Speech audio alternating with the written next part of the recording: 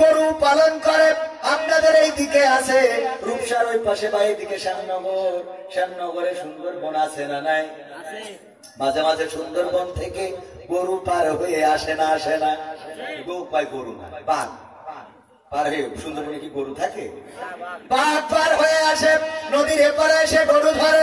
আমার সভাপতির গরু দিয়ে ছেড়ে দিয়েছিল একটা মাত্র গরু, সেটা ছেড়ে দিয়ে এসেছে মাহফিলে। গরু ফিরিয়ে আনতে হবে মনে নাই, বাঘ করেছে তারা, দৌড়ানি দিয়েছে ধরার জন্য।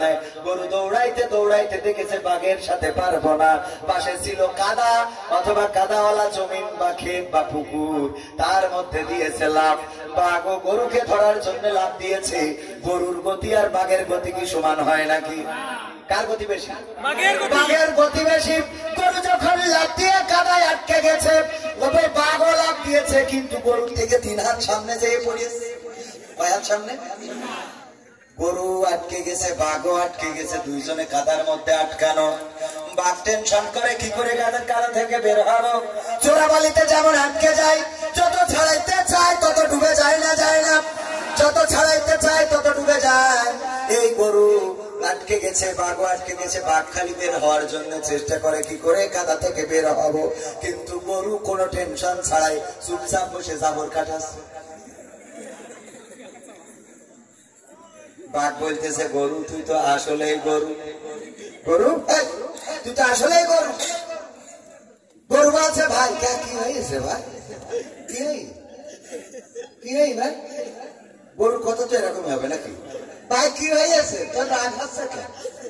রাগ হবে না কেন? আরে গরু কাদার মধ্যে আটকাইছিস তুই, আমারও আটকাইলা, এই বিপদে ফেলাইলা আমারে।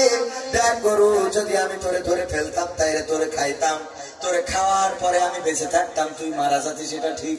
আবার তুই যদি দৌড়ায় পালাইয়ে যাতিস তাইলে তুইও বেঁচে থাকতিস, আমিও বেঁচে থাকতাম। কিন্তু এমন একটা আকাম করে ফেলেছো যে এখন তুমিও মারা যাবা, আমিও মারা যাবো। অসুবিধা কি মানে? মারা যাবো। এরপরে অসুবিধাটা হলো যে আমি টেনশন করতেছি কি করে বের হওয়া যায়, আর তুই জাবর কাটার সৃষ্টি হবে। গরু বলছে, ভাই এই জায়গায় তো মূল পয়েন্ট, আসেন পয়েন্টে আসি। পয়েন্টের বাইরে কথা বলা যাবে না। ওগো আমার বাঘ ভাই, তুমি আমারে তাড়া করেছো, দৌড়ানি দিয়েছো। থাকো সুন্দরবনে, তোমার কোনো মালিক নাই, তোমার কোনো অভিভাবক নাই। তুমি তোমার বর্ডারটাকে ক্রস করে নদী পার হয়ে আমাকে ধরার জন্য এসেছো, আর আমিও বুদ্ধি করে কাদার মধ্যে লাফ দিয়েছি। কারণ আমার একজন মালিক আছে, আমার একজন অভিভাবক আছে, অধ্যক্ষ কাবিরুল ইসলাম সাহেব।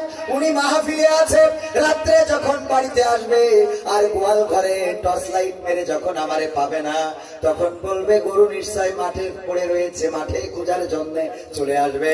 ওই টর্চ লাইটের আলো দিয়ে খুঁজতে খুঁজতে যখন এখানে কাদায় আটকানো আমারে পাবে, তখন তার সন্তান, আপনজন, পরিবার পরিজন নিয়ে, অথবা যদি লাগে বোম্বা, আমাদের এই যে কি যেন ফায়ার সার্ভিসও যদি লাগে তাও ডেকে আনবে, এনে তারপরে আমারে উদ্ধার করে নিয়ে যাবে। আর তোমারে এখানে পাওয়ার পরে 2.5 হাতে পাশ দিয়ে পিটাইয়ে কাদা দিয়ে খবর দিয়ে তারপরে যাবে। এবার বাপ ভাই বলো, আমি জাবর কাটাবো নাকি তুমি কাটাবা? কথা কি বোঝা গেছে?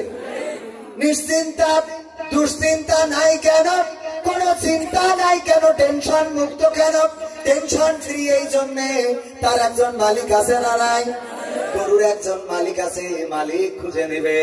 যারা কোরআনের পথে চলে, আল্লাহর পথে যারা চলে, আল্লাহর কথা যারা বলে, দ্বীনের পথে যারা চলে, আল্লাহর রাসূলের অনুসরণ যারা করে, তারা জানে পৃথিবীর মালিক আমাদের শেখ হাসিনা না, খালেদা জিয়া না, আমাদের জিয়াউর রহমান না, বঙ্গবন্ধুরা, এরশাদ না, আমাদের বাইডেন ডোনাল্ড ট্রাম্প না, আমাদের জেলেনস্কি না, পুতিন না, রাশিয়ার পুতিন না, আমাদের অভিভাবক পৃথিবীর কোন শক্তি না, বরং আমাদের অভিভাবক হলেন আল্লাহ, যিনি আমরা বিপদে পড়লেও দেখেন, আমরা সুখে থাকলেও দেখেন। বলেন ঠিক কিনা?